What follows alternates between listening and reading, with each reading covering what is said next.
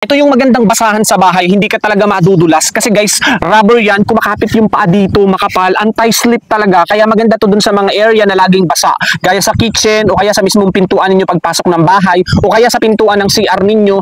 Guys, napakaganda nito, hindi ka talaga madudulas dito, lalo na pag may matatanda kayo, yung mahihina ng kumilos, o kaya may mga bata kayo, para hindi madulas, para iwas dulas, ganito dapat yung basahan nyo. Makapal siya guys, anti-slip talaga, tapos kumakapit sa paa. Rubber na nga din pala to guys, kaya talaga namang napakaganda. Madaling linisin, madaling punasan, madaling matuyo.